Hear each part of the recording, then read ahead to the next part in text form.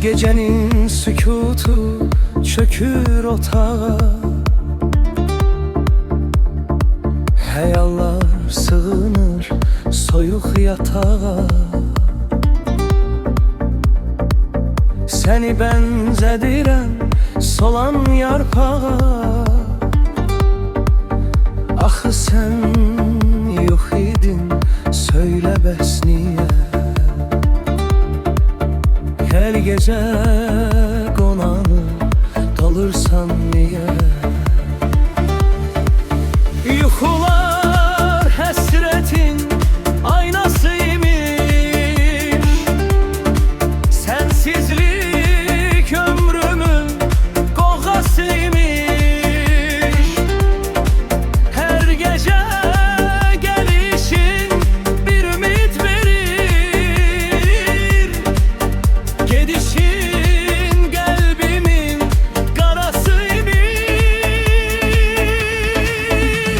Niye yuxumda qonaqsan belə, niye sığmırsan bitmeyen ile? Gelirsen ruhumu didisen benim, niye gelirsen iyə de belə? Gözümü yumuram, ben izin gülür, bakışın kalbimde min yere bölünür. Deyesen ayrılık içimde ölür, məni mənliyimdən alırsan niye? Yuxuma vəfasız gelirsen niye? Bir şirin nefesin bəs eder mənə, düşmüşəm eşq adlı dərin məskənə.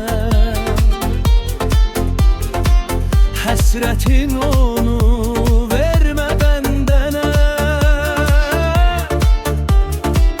ruhumu otlara salırsan niye?